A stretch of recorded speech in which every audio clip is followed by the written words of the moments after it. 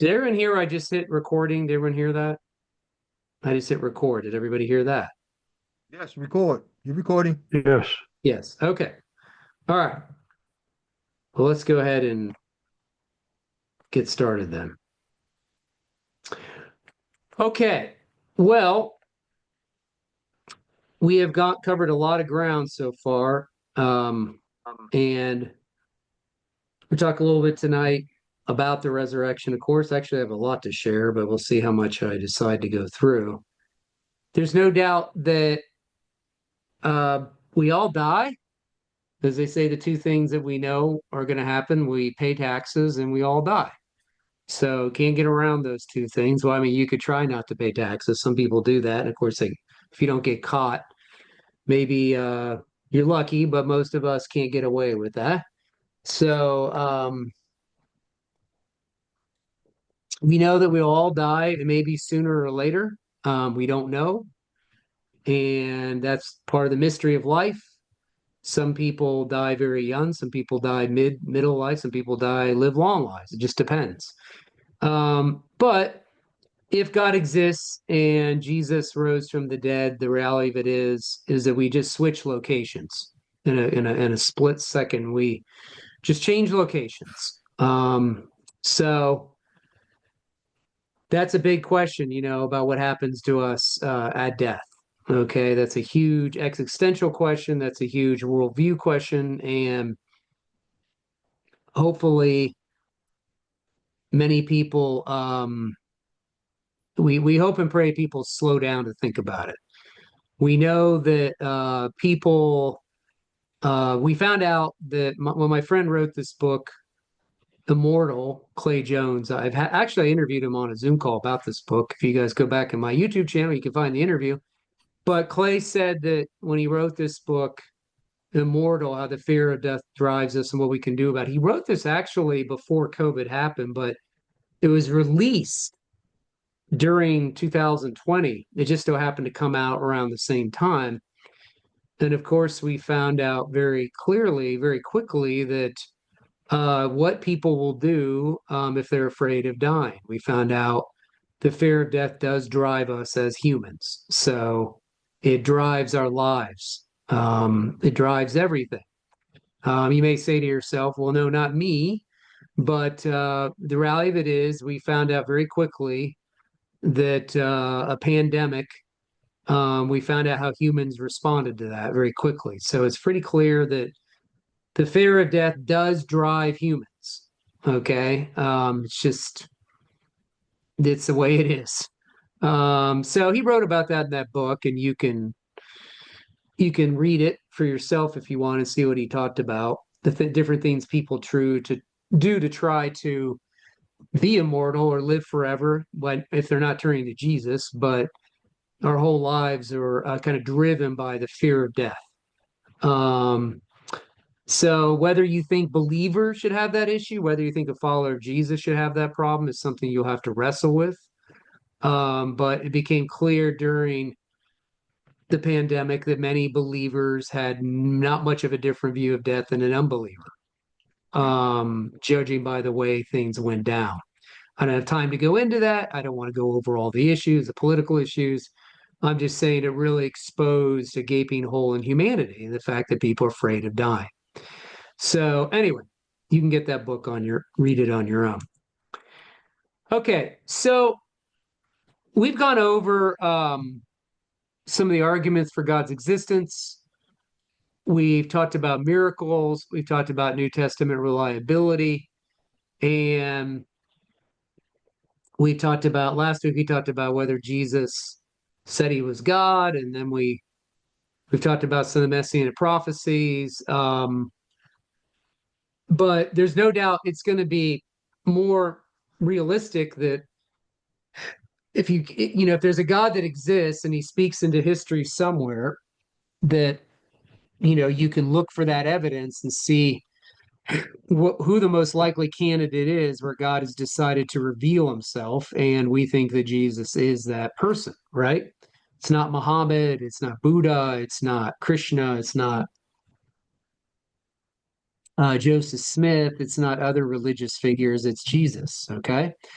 And if he rose from the dead, then that makes him unique. He is completely different than any other religious figure, any other founder of a world religion, any human that's ever lived, obviously, if he rose from the dead. He is totally unique. So um we talked about in some of those arguments for God's existence, really we've been doing a lot of that was what we call natural theology. That's where we talk about how we can know God exists independent of scripture. We don't necessarily need scripture to show there's a God, because people can know things about God apart from scripture. We can't know everything about God apart from scripture, but we certainly can know that there's a God, a creator. But then you get into revealed theology, or what we call history. That's based on what we call authoritarianism, meaning that God has spoken authoritatively through a written text. Okay. And that's some of the stuff we've been doing the last couple of weeks. That's what we talked about the reliability of the New Testament a couple of weeks ago. And so, some people might not believe in God. You may have to establish that obviously there's a God who can speak into history. He can reveal himself through history. Does it make sense God would speak somewhere into history? We talked about that. So we talked about how God has to pick certain mediums to communicate. Okay, he's going to have to do something to communicate. Otherwise, we don't know what he expects of us. We don't know who he is. We don't know anything unless he takes the initiative to communicate. And there's been a lot of books. I've done some arguments from some of these books about natural theology, about how we know God exists through the observation of the natural world. Those are some of the books that have been out for a long time. Probably the easiest one to understand would be, oops. The easiest one to understand would be on the far right, the James Warner Wallace book called God's Crime Scene. That would probably be the easiest book to understand. And then we get into revealed theology. I'm sorry, I stopped sharing. We are talking about, like I said, God spoke into history somewhere. And so that's where you get into the resurrection the resurrection. So those are certainly good starting points if you want to learn more about the resurrection. I personally recommend, if you're just getting started, the case for the resurrection. On the far left, my friend Mike Licona co-wrote that book. I've had him to Ohio State to speak about 4 times. He did a debate for us. But if you want to go deeper, those are some good books on the resurrection for sure. Now, some people, some people might say to you, well, you can't prove the resurrection. You can't prove it.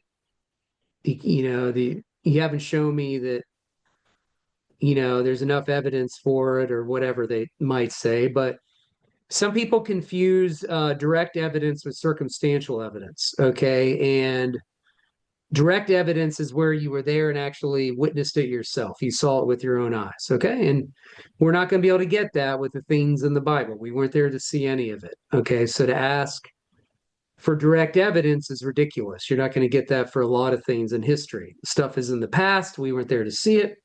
And just like, I mean, not just the stuff in the Bible, all kinds of stuff that are in the past. Nobody has direct evidence for it. We weren't there. Okay. Just like the beginning of the universe, the beginning of life, how Earth got going, we weren't there to witness any of that directly. We go by the data we have, and we try to come up with the best explanation to explain the data, but nobody directly witnessed it. Okay. But we do have what's called circumstantial evidence, which is the kind of evidence that a lot of times happens in cold case investigations, when people go into a courtroom and they have to present the evidence, and then the jury has to have a verdict, of course, and the detective comes in and brings his data forward, right? It's based, he wasn't there to witness the murder directly. But a lot of science, like I said, it's not based on direct evidence either. It's in the past. Nobody saw a lot of the things that happened in the past. So a lot of our evidence is what we call circumstantial evidence. Nothing wrong with that.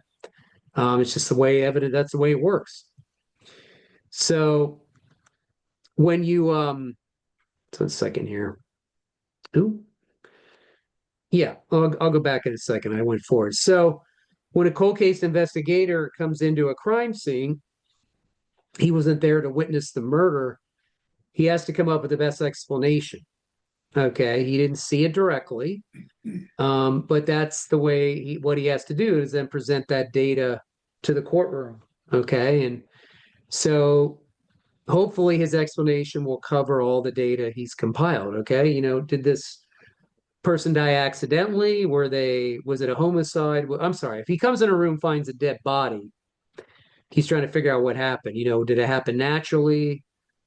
Happen accidentally? Was it suicide or was it a murder? So he wasn't there to see it. Okay. And that's, like I said, that's the way a lot of our stuff in history works. We have to come up with the best explanation. Now, um, one thing that people get confused about, and not only with the resurrection, but just talking about certain things in general, talking about evidential things, talking about how they know certain things, or when they're trying to convince you of something.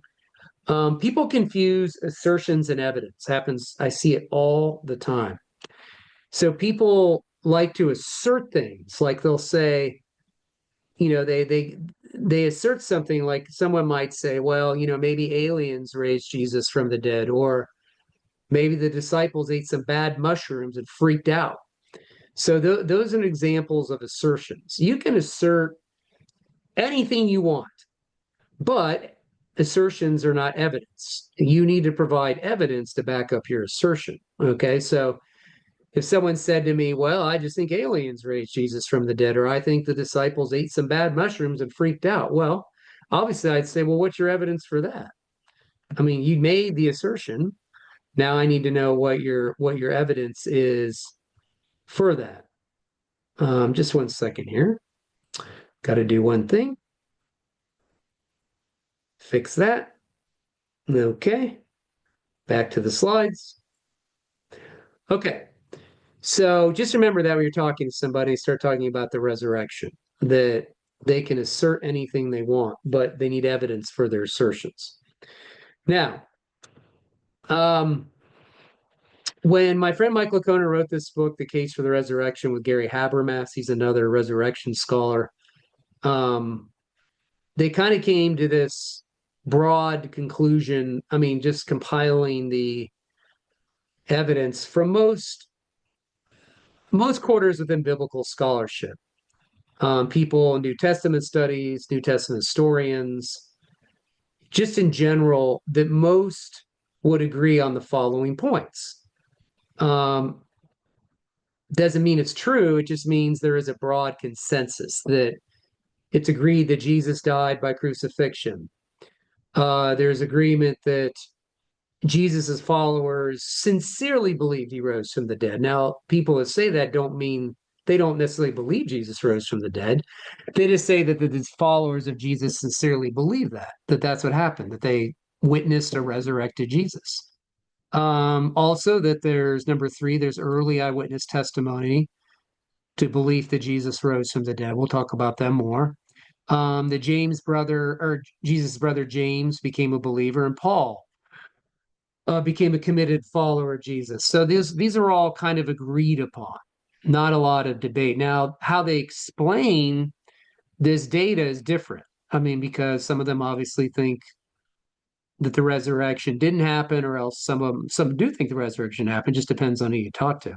But how they explain the data can vary. But this is the data that most of them agree on.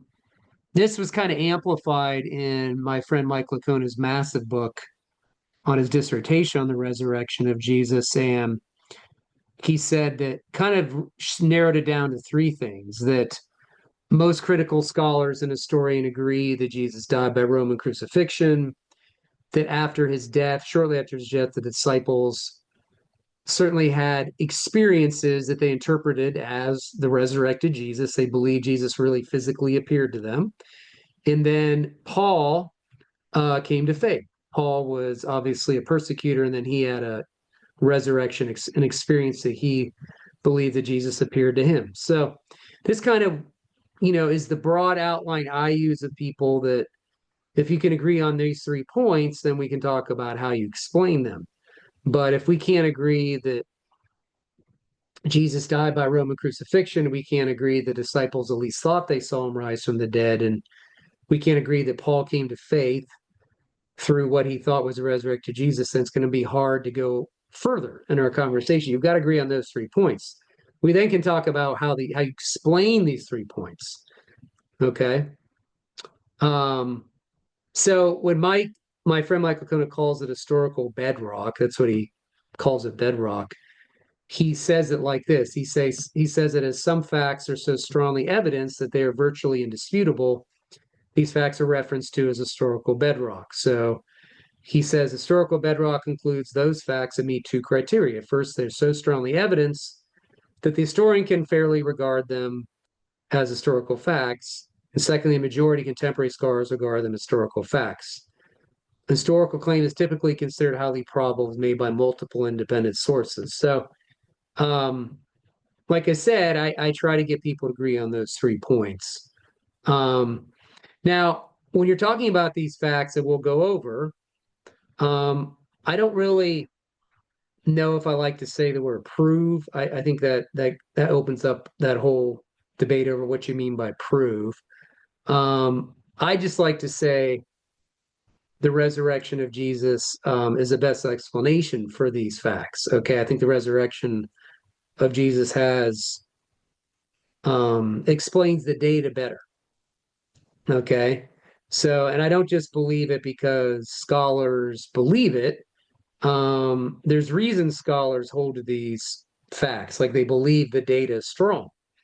Okay, it's like, I don't, just like when a bunch of people come along and say, well, the Darwinian view of how we got here, or the neo-Darwinian view of evolution is, it's a consensus. Everybody holds to that in the science as well.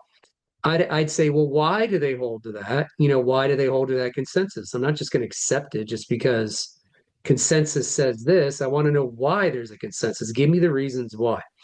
So, you've got to give some reasons why these scholars would hold to this data, as we're going to talk about.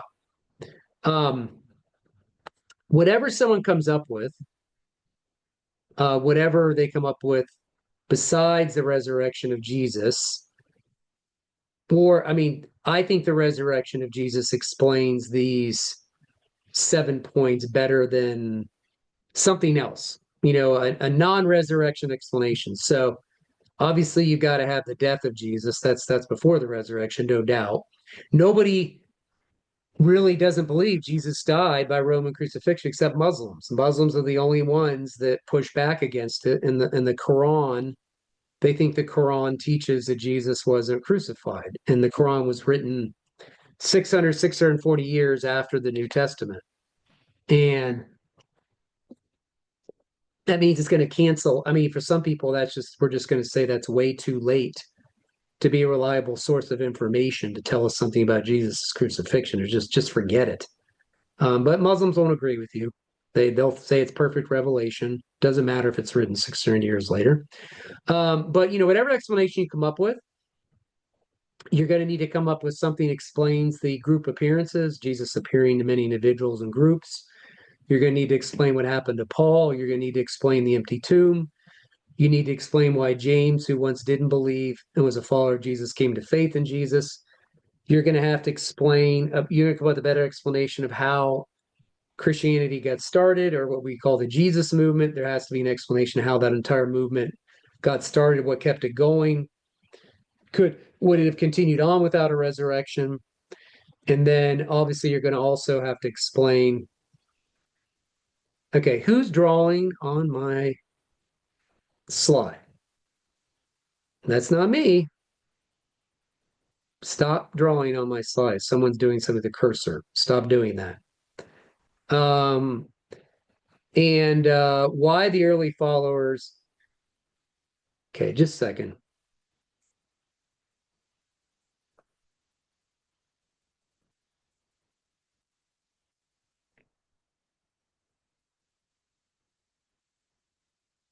Okay, let's go back.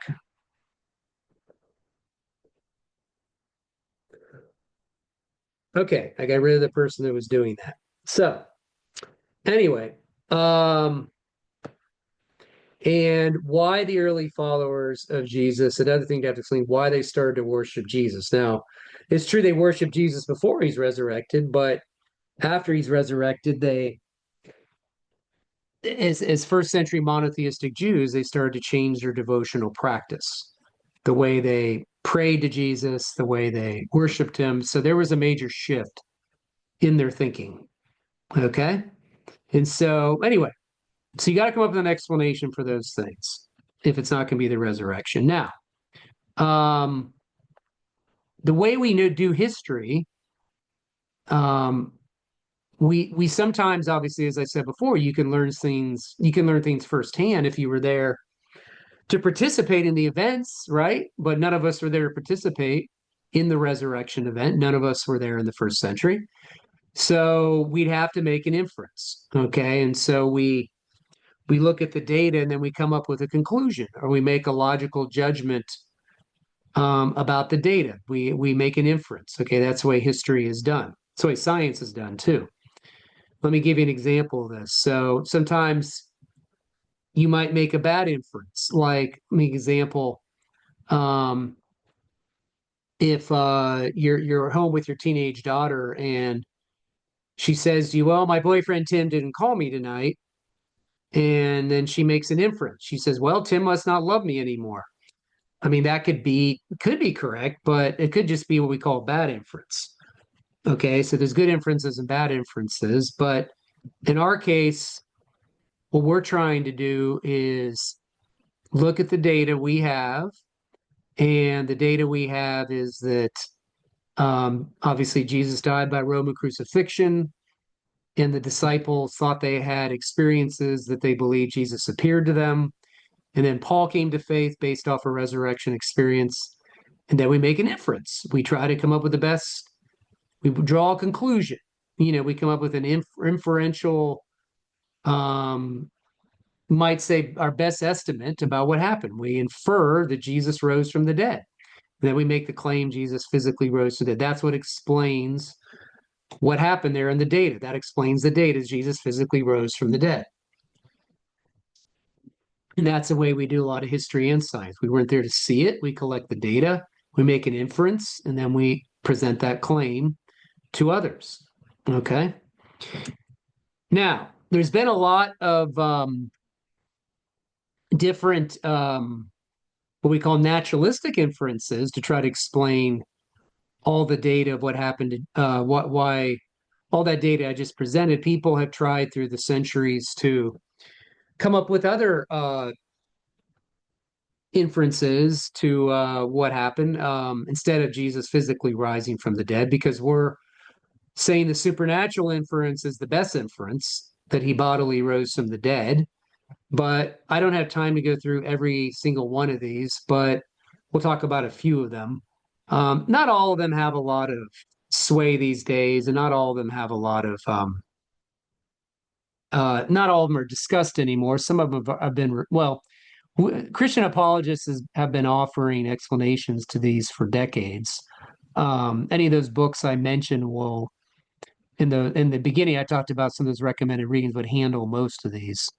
Um, so basically, you'd have to say either, a supernatural event occurred as those who recorded it in the New Testament, they believe that Jesus rose from that supernatural occurrence, right? That's a supernatural event. Or you'd have to say something supernatural occurred, but those reporting it misunderstood what happened. Or three, those reporting a supernatural event mistakenly interpreted it was really a natural occurrence as a supernatural occurrence. Or number four, those reporting a supernatural event were deceived or misled.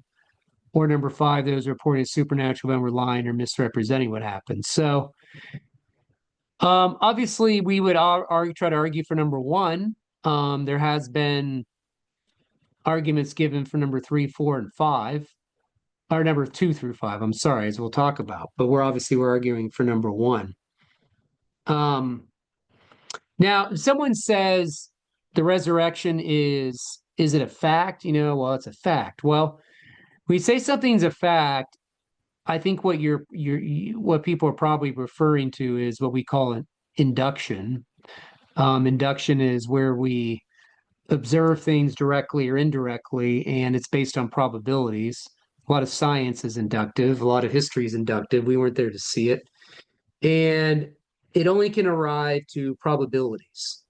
Okay. So, like if I say I'm 99% convinced that Jesus rose from the dead, that would be like a probability level. If I say I'm like virtually certain, or if you say it's highly probable Jesus rose from the dead. There's very good evidence in its favor. That's like 85 to 90%.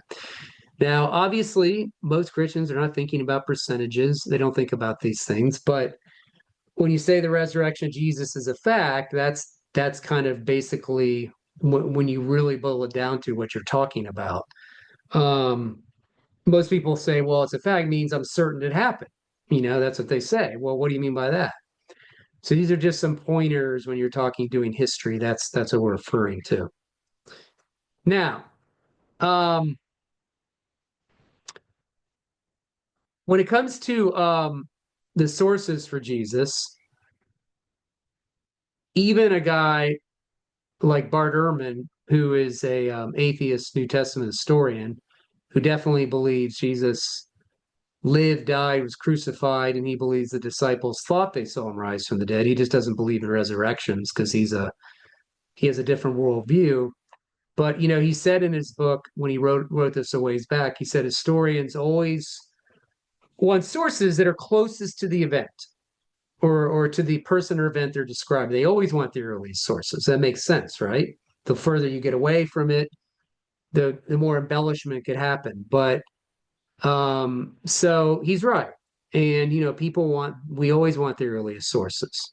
Paul's letters, once again, are the earliest sources for the resurrection of Jesus. I've talked about this before. Um, you have Jesus talking, speaking, teaching, doing the things he did.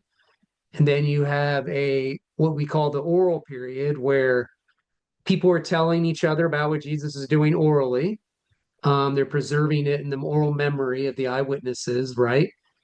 And they're spreading that orally. It's going through an oral Jewish culture. It's being passed on orally.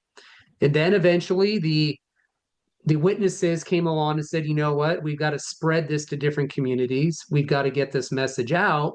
So we need to start writing this down. So they started writing down what happened, and that became the New Testament, right? And that's why we have written sources today. But it never starts out written. In that culture, everything started orally. But we know that Jesus was um, seen as a rabbi, not in the formal training sense. It's not like he went to rabbinical school at that time, but he taught like a rabbi. He passed on teachings orally. He repeated things over and over. He used certain memory devices when he taught, and he taught predominantly orally. Obviously, that's how they remember. And they could remember a lot of things orally because it's an oral based culture. So it's not like today where we can barely memorize. If you have a hard time memorizing like a paragraph in Romans, whatever, I mean, or whatever, a chapter of Romans, they can memorize things a lot easier than they were used to it.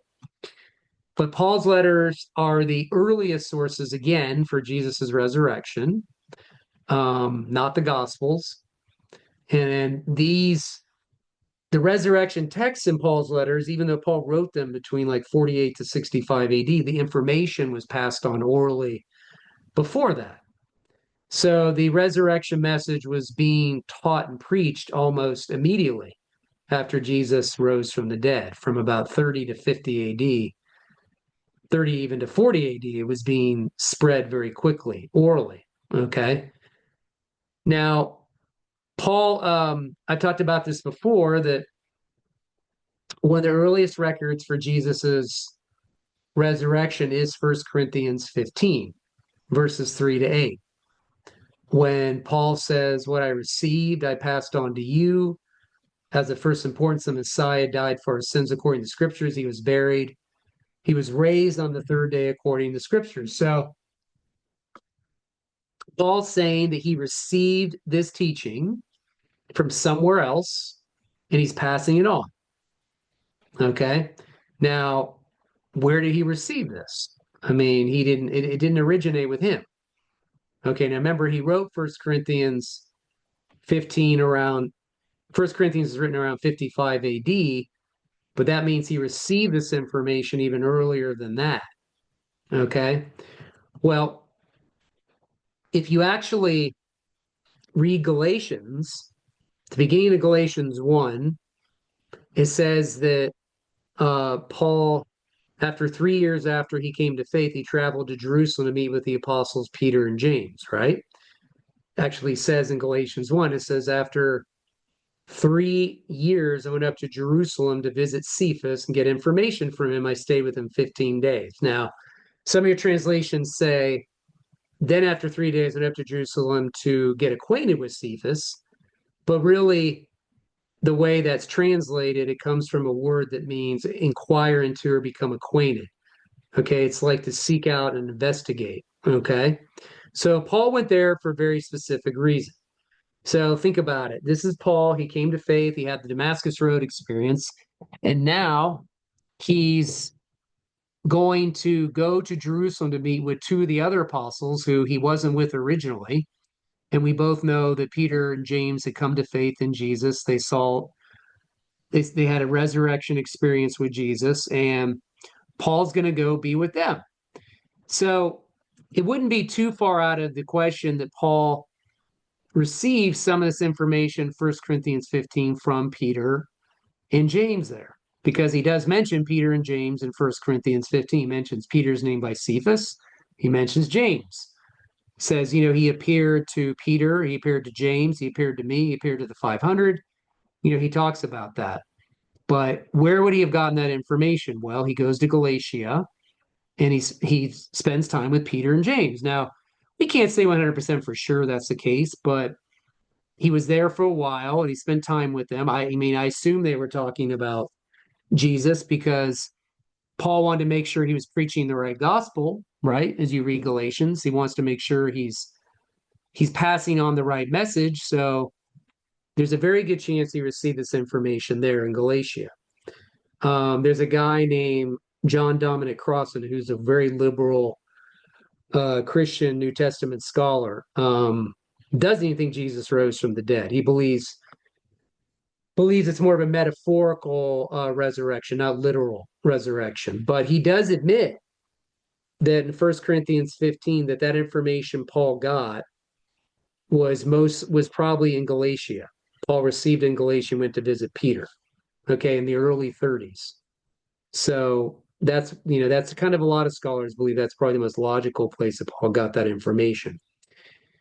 So there's no way, the point is that there's no possible way you could say this is a legendary development. Okay, the resurrection was something that was a legend that grew. Okay, the resurrection was being proclaimed very early. Okay, very early. And it was talked about in Paul's letters. But like I said, Paul received this information even earlier. You could go back to even Romans 1. He talks about Jesus' resurrection there. Romans 1 is dated 55 AD. But he talks about the resurrection there as well. And also in First Thessalonians, by the way. Anyway, so no time for legendary development. Okay, now, like I said, it's not a lot of debate whether Jesus was crucified. I don't really have to spend a lot of time on that. Most people I talk to believe Jesus is crucified mostly. Even Bart Ehrman, who's an atheist New Testament scholar, as I mentioned, he says that the crucifixion of Jesus by the Romans is one of the most secure facts we have about his life. Once again, this guy, John Dominic Crossan, real liberal New Testament scholar, says that Jesus' death by crucifixion under Pilate is sure as anything historical can be. And look what he says. He says, for no follower of Jesus had written anything for 100 years after his crucifixion, we could still know about him from two authors, not among his supporters. Their names were Josephus and Tacitus. So he says the sources outside the New Testament could tell us enough to know Jesus was crucified. That's kind of interesting. Um, in Ehrman, he says again, he says Christians who wanted to proclaim Jesus as Messiah would not have invented the notion that he was crucified because his crucifixion created such a scandal. Indeed, the Apostle Paul calls it the chief stumbling block for Jews. Where did the tradition come from? Must have actually happened. So he doesn't have any doubts about Jesus being crucified. He also says, just to repeat Ehrman, he also says historians want a lot of sources. Like if you have a lot of sources that talk about the same thing, they're all varied sources, that helps. Okay, it gives that's better evidence when they're independent of one another. So like when it comes to Jesus's crucifixion, we've got all four gospels written before the first century saying Jesus was crucified. Paul, of course, talks about Jesus's crucifixion. There's other New Testament documents that say Jesus was crucified. You just read First Peter, Hebrews, other books. The book of Acts talks about it. And then Josephus and Tacitus have some information about it as well. Now, some of Josephus's work, there are some there are some challenges to it. Not all of it is reliable, but most scholars agree that um, the part about Pilate condemning Jesus to be crucified and die, that part of Josephus is totally authentic.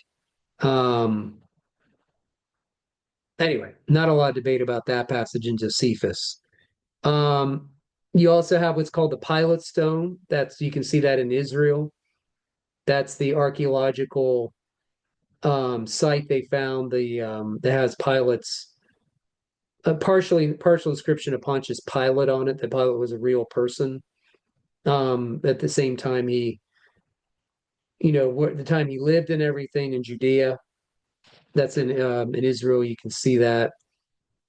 And then they found this bone box, this ossuary, in December of 1990, and it had the words on it of Joseph, son of Caiaphas, and that was the same Caiaphas that was the high priest in Jesus' trial scene in Mark chapter 14. Um, so yeah, these two archaeological finds. Then they found the remains of a crucifixion victim in 19, I think 68. This was Yohanan, and very similar to the way Jesus would be crucified, because obviously the Romans crucified a lot of people, but that's identical the way Jesus would have been crucified. That's not Jesus, so keep in mind. Okay, skip that one. When it comes to the empty tomb, um, Gary Habermas, who's one of the resurrection scholars I mentioned, he would argue that 75% of scholars are at least sympathetic to some of the arguments for the empty tomb. Um, the empty tomb, obviously, it's in all the Gospels. Paul implies it in 1 Corinthians 15. Um, obviously, you don't have a resurrection without an empty tomb. The two locations that, if you go to Israel, that they think Jesus's tomb is, one was called the Garden Tomb, but that's not really probably where it was. I went in there when most people in Israel, we've been to both of these sites. You can walk into that Garden Tomb. I walked right in there. Anyone can. I mean, you go to Israel, they just take you over. There's a line, you get up, you go inside, then you walk out. But that's not where Jesus's tomb really is, because that's dated too late. Most likely it's in the Church of the Holy Sepulchre, which is unfortunately the tomb is there's a bunch of stuff on top of it in the ground. They actually there was something an article came out the last couple of weeks that they found more, I think, about this recently. But originally, if you go to the Church of Holy Sepulchre, you can't really see the tomb. It's like buried like under the ground. But there's better evidence that Jesus's tomb is probably in the Church of the Holy Sepulchre than the Garden Tomb. But anyway, we know that in Matthew 28, sorry, taking me away there. We know in Matthew 28 that the Jewish leaders try to explain away Jesus's empty tomb. This tradition was carried on all through the first century in Justin Martyr's work. He was one of the first Christian apologists, went all through the second century. I mean, it was in some of his writings in the second century. And, that's basically reiterated what Matthew had said, that the Jewish view of the empty tomb was where they accused the disciples of stealing it. That story remained all throughout the second century. It's interesting, right from the book of Matthew, it carried on to the second century.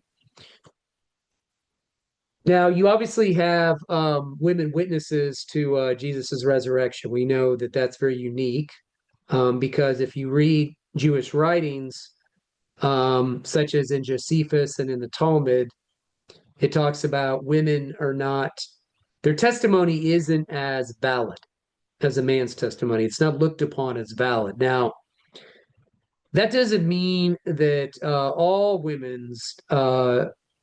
all testimony of women is garbage. You don't want to just say that nobody would ever accept the testimony of a woman. That's not necessarily true. It comes to like really important issues, like really, really, really high volume life issues, like their testimony was not regarded as reliable as a man's in that culture. They could testify in court, but they couldn't testify in crucial matters. Okay. So you don't want to say to someone, well, a woman's testimony is useless, and the first witnesses to the empty tomb were women. So that it is significant. Don't get me wrong, it is very significant. But you don't want to say that they couldn't testify at all, but not on crucial matters. So having said that, it is strange that the gospel authors put women as the first witnesses. If you're going to convince people that Jesus rose from the dead, overall, putting a woman there as the first witness is a little counterintuitive. Okay. To make it safer and easy, you probably would have picked a male witness, but they didn't do that. Okay. We know that in Jesus's burial, that all four canonical gospels talk about Joseph of Arimathea asking Pilate for the body of Jesus. We know Joseph of Arimathea was wealthy. We know that Pilate gave him Jesus's body. We know that Jesus's family could not afford what we call rock cut tomb, but Joseph's family could because they're rich. And this is what a rock cut tomb would look like. That is something Jesus's family definitely could not afford, but that is something that definitely Joseph of Arimathea, his family could afford. So anyway, Joseph of Arimathea is the one that comes forward.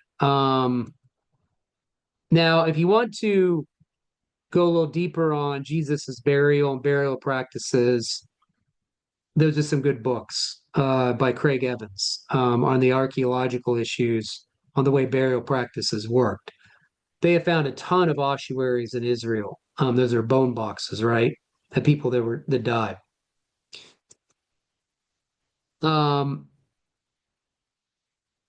Yeah. So you like I said, you probably would have had a picture like this in a rock cut tomb. So that's just a little picture. If you're thinking about the way a lot of criminals were buried, a lot of people were crucified were buried. A lot of them were just thrown into the ground. That's why a lot of skeptics always thought that Jesus would not have received a proper burial. They said, well, they would have just done what they did to a lot of crucified victims on the cross. They're just thrown them into the ground, let the wild animals come on and eat their bodies. I mean, they would have been thrown into a pit in the ground.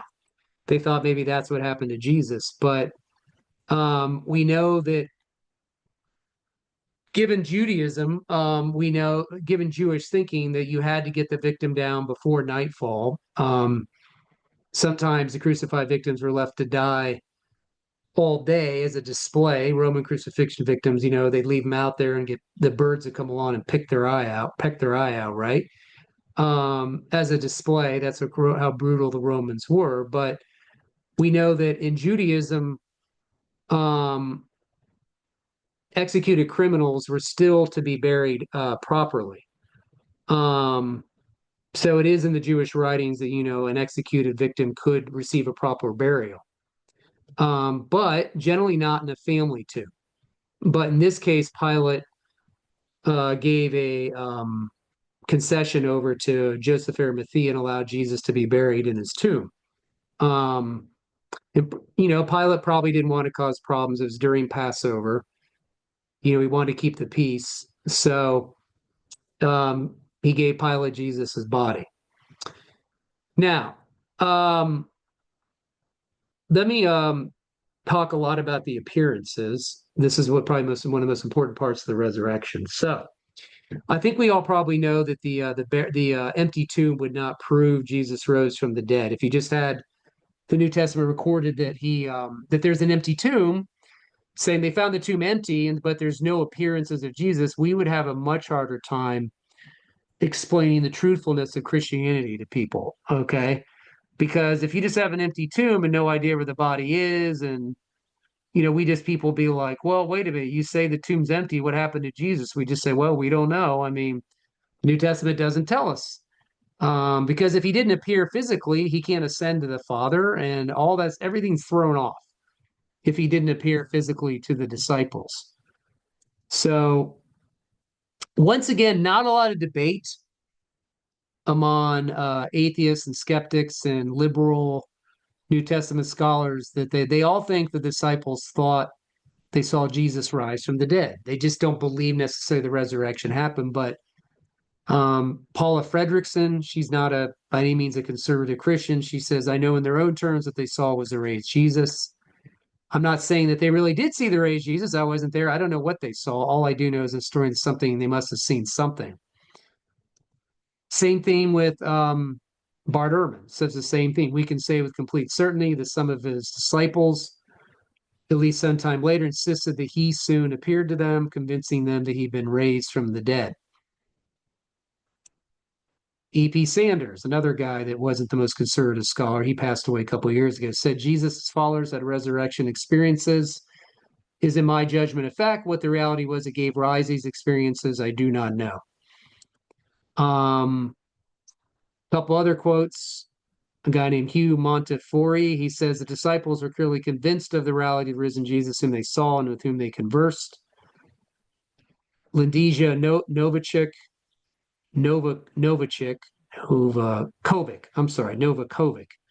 She says there's little doubt that the followers of Jesus were convinced that they saw Jesus alive. Moreover, they were convinced that what they saw was some form of embodied life in the one who appeared to them.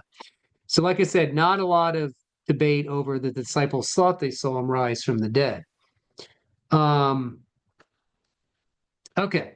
So, how do they explain this, that the disciples had these experiences they thought was the risen Jesus? And this is what transformed their lives. How do they try to explain this? Well, you've got plenty of sources that record this.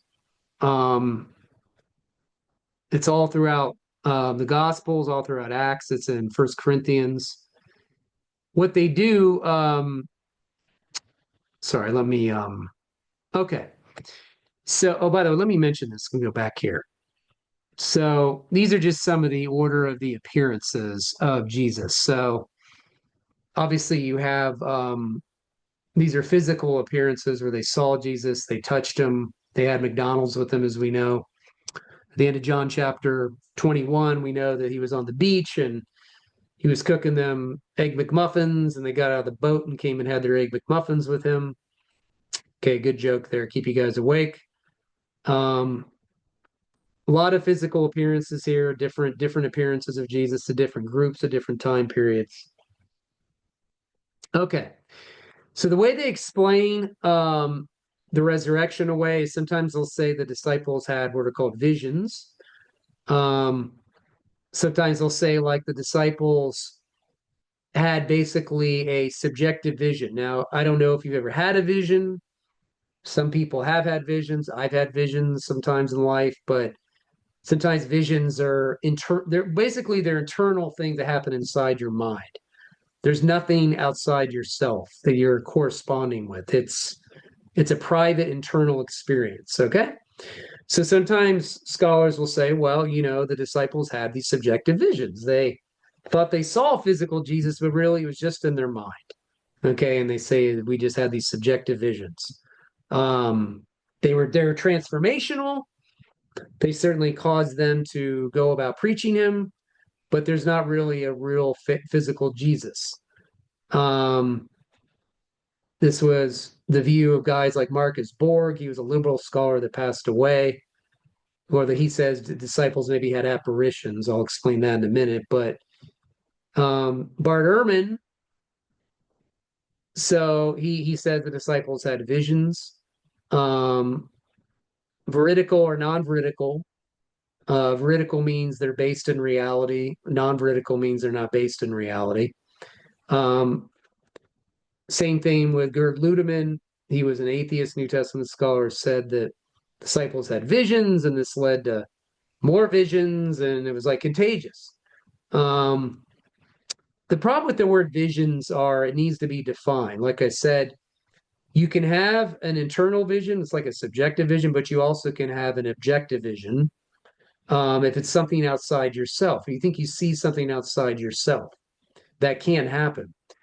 So if Jesus is a what we call an objective vision, then yeah, that might be okay as far as like qualifying for what we see in the New Testament. But it's just a subjective vision, then no, that would match up with the New Testament evidence, because everything we see in the New Testament is that Jesus is a physical Jesus. He's being touched. Um, he's not. It's not the same thing Paul talks about in 2 Corinthians 12:1, where Paul had these visions from the Lord. He's up in the third heaven or whatever. That's not the same thing as what's happening with Jesus. This is a totally different thing with Jesus' resurrection. Um, we know that Jesus said, my resurrection body has flesh and bones, that he's not a spirit, but he had real flesh and bones. We know that obviously, when he appears to Thomas, you can touch his wounds, it's physical. Okay. So probably saying Jesus was they just had visionary experiences, you got to qualify that what you mean. But definitely not subjective visions. Now, some people think that the disciples maybe had Jesus was like an apparition. Um, this was talked about in Dale Allison's book here, a long time ago, by the way. Um, Apparitions are just like what people think when they see ghosts. Okay, it's like when someone dies and you think you see a loved one in the room, that's an apparition. Um, Obviously, a lot of Christians think apparitions are just demonic in nature because we don't really believe in like ghosts. We believe they're demonic deceptions of some kind. Um, but in the ancient world, they knew what apparitions were. And, as Allison talked about in this book, it doesn't seem that most apparitions, when people think they see apparitions don't eat with you, you don't touch them, they don't lead to starting a new religion. They're not seeing there's not multiple like 500 people seeing an apparition. Usually they're individual experiences. So apparitions happen, but I would say they're mostly demonic in nature, but that's not what we're talking about with Jesus' resurrection. Um, yeah, just a few more things about apparitions. So Jesus' disciples concluded he was physically raised from the dead, whereas witnesses of apparitions conclude the person is a disembodied spirit. Jesus predicted his resurrection, whereas apparitions do not make such predictions. Jesus made great claims to personal authority, but people who appear as apparitions do not. The disciples proclaim the resurrection, but those who see apparitions usually do not tell anyone. Okay. Now, probably one of the most common skeptical explanations for what happened with Jesus' resurrection was what we call the hallucination hypothesis. Um, an hallucination is something that would mean that Jesus was not physically raised. They thought they saw Jesus, but they were hallucinating, right? Once again, it's something only happening in their minds. People have hallucinations. Like I had one when I was a kid. I was really sick and I had a high fever, and I thought I saw a monster in my room. Um, But most people have hallucinations, they're individual hallucinations. There's not hardly any evidence for group hallucinations where different groups hallucinate at the same time. Um, it's very hard to share in someone else's hallucination. So if one person's over here hallucinating about Jesus, you'd have to say the others had to participate in that. It's very hard for them all to hallucinate. Okay, in the psychology literature, there's not hardly any evidence for group hallucinations. And if they did hallucinate, meaning they didn't really say raise Jesus, now you have a problem because you still have a Jesus, a body somewhere. Okay, and that would mean either the Roman soldiers know where the body is or the Jews know where it is and they're hiding the body. But why would they do that if they're trying to stomp out the disciples to begin with from preaching? They try to stop them from preaching in the book of Acts. So if they know Jesus's body is somewhere over there, they would probably bring his body out and say, "Hey, look, he's dead. He's here. You're telling a lie. He wasn't really resurrected, right?" Um, Generally, hallucinations occur with people who have something. It's already something in their mind that they have a broad framework for, something that they in their past they know about, something that they certainly have some sort of experience like in history with, or something they're expecting. Um, that doesn't seem to really work, because that would mean that the disciples had some sort of expectation that Jesus was going to rise from the dead. It was already in their minds. Um, but unfortunately, in the Old Testament, there's no really clear teaching on a Messiah rising from the dead. It's not like the Jews were running around saying when the Messiah comes, he's going to rise from the dead. So there's no expectation there in their mind ahead of time that he would rise from the dead. Um, Generally, most people who say have an emotional excitement. The disciples were not emotionally excited. They were actually grieving over Jesus' death, most likely. And they don't have any background for a Messiah rising from the dead, as I said. And it's also very, very difficult to psychoanalyze anybody in the New Testament. How would you psychoanalyze Peter or Paul or anybody else? To try to do that, um, it's very challenging to say, well, this is what was going on with it psychologically. It's very hard to do that. Okay. Um, okay. So it doesn't really meet the criteria for a collective hallucination. And there's really no evidence anywhere in history, hardly for any group hallucinations. Okay. Let me mention one more, the fraud explanation that the disciples made it up. Maybe they just made up the whole thing. So if the disciples decided to fabricate the resurrection story, there'd have to be a motive behind that. And that would mean that most likely most motives to lie about something or fabricate something come from the need for financial gain, sexual relational desire, or power. Those are generally the motives people have when they make something up or fabricate it. Now, we know that Paul and the early apostles did not receive any kind of power. We know that Paul was beaten to a pulp. Beaten, he talks about this in 2 Corinthians 11, beaten with stones, beaten with rods, all kinds of things. Persecution happened to the early believers early on. Not a lot of evidence they got any kind of power for proclaiming Jesus rising from the dead. Now, my advice is that you don't go around saying that all the apostles were martyred for their faith. We only know, probably have good evidence, definitely have good evidence for them in the book of Acts, where it's starting. You have Stephen getting martyred, you have James, and you have Paul being persecuted and Peter being persecuted. But when you're going to start saying we know for sure they were all martyred, then you've got to appeal to some evidence outside the New Testament, and that takes some historical research. Okay, and that is where Sean McDowell's book is helpful. I think he just updated it recently. But sometimes Christians will say, well, they wouldn't die for a lie. Well, yeah, they wouldn't die for something that they knew was probably wouldn't die for something that they knew was certainly false. Like if they knew it was false. Okay. Now the Muslims who kill themselves in 9/11 died for a lie, right? We believe they were fervent. We believe they were zealous about it. We believe they truly believed that they were going to probably be in heaven with virgins for doing what they did at 9/11. But the differences with the apostles are what they're doing is based on their eyewitness testimony of seeing the raised Jesus. Okay. So they were in a position to know whether it was true or false, right? Um, it is true the apostles were martyred. I mean, they were starting to get persecuted very early. You can read about in the book of Acts, but all the evidence for each apostle being martyred, you're going to have to go outside the New Testament to get some of that information. Some of that evidence is kind of, um, it's debated.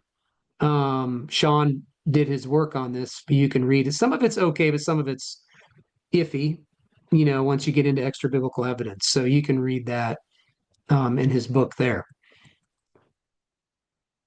Okay. Um,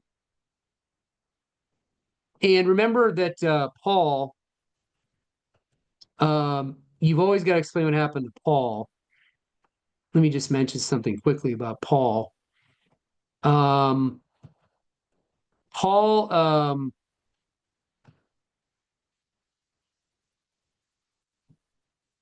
okay. So we know that Paul had that experience on the Damascus Road. We know that the people around him heard the same voice he did.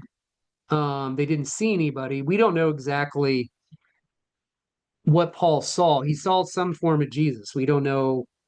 This was after Jesus ascended to the Father. It's a light. We don't know if he could see some sort of physicality of Jesus. We don't know. Physical aspect of Jesus. We don't know. But we know it's something external to him, something that he saw outside. It was something external to his sight.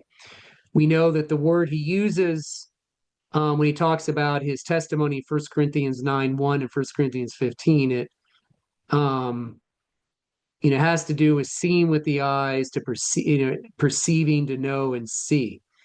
It has to do with physical seeing. And we know that Paul lists himself as having a resurrection experience with Jesus the same way the other apostles did. He said, Jesus appeared to me too in 1 Corinthians 15. Now, Paul is different than Joseph Smith or Muhammad because Paul's experience was just because he had a personal experience, he was by himself. He corroborated his resurrection experience with the other apostles. So there was multiple eyewitnesses to Jesus's resurrection, which Paul obviously corroborated with Peter and James, like I talked about, and others. But with Joseph Smith and Muhammad, they're all by themselves. The experience is they're all alone. There's not multiple witnesses. So, there's not like multiple people had the same experience as Muhammad had or Joseph Smith had, right? So that's the difference between Paul and them. If Paul was deceiver, if he somehow was deceiving people, that means everybody was deceiving people because he lists all the resurrection appearances in 1 Corinthians 15. As far as we know, Paul is not any kind of, he wasn't deluded. He was in the right mind. There's one last slide I wanted to show here. Okay. Paul definitely had no idea about a risen Messiah. Once again, as a Jew, there's no concept in his background of a resurrected Messiah. Once again, he had to be informed. If he hallucinated anyway, it'd be the same thing as other disciples. There's nothing in his mind previously about a person rising from the dead, a Messiah rising from the dead. All Jews knew the general resurrection of the dead. That was it. So my advice is when you're sharing the resurrection, if you can get people, like I said, way back at the beginning, if you can get them to agree that those 3 points, that Jesus was crucified, the disciples thought they saw him rise from the dead, and Paul certainly was transformed from a resurrection experience. If you can get them to agree on those 3 points, and you get them these 3 points right here, then you can discuss what the best explanation is. Okay. Now, if you want to go deeper, then yeah, I mean, I would challenge someone to say, what, again, is your best explanation for all these things? Like, you agree Jesus died? Yeah, they say, yeah, I agree. Jesus died by Roman crucifixion. What explains the resurrection appearances? What explains what happened to Paul? What explains the empty tomb? What explains what happened to James? Explains how Jesus's followers continued to follow him after his death? What started the faith? What explains why they started to worship Jesus? See, the resurrection explains all these things. It's a simple explanation. It explains all these things comprehensively. See, that's why the resurrection explanation is what we call a simpler explanation than a non-resurrection explanation. So, like I said, if they want to try to throw out one of these natural inferences, that's gonna all these explanations right here, these inferences you see here, other than Jesus' body resurrection, have to explain these data points right here. Okay. And unfortunately, a lot of them fall short. In some area, they'll fall short. For example, if you say the disciples hallucinated, right here, the hallucination hypothesis, well, that means now you're going to have to explain the empty tomb. You're going to have to explain why the disciples went out and started to proclaim the resurrection in the public square and why they continued to proclaim it. How long would this hallucination experience last? I mean, is it going to keep them going? Is it going to keep them preaching it for months and months and months? Are they going to? So there's all kinds of things you have to realize that. But the supernatural explanation that Jesus rose from the dead explains everything cleanly, okay, and thoroughly. All right. So I think I will stop there.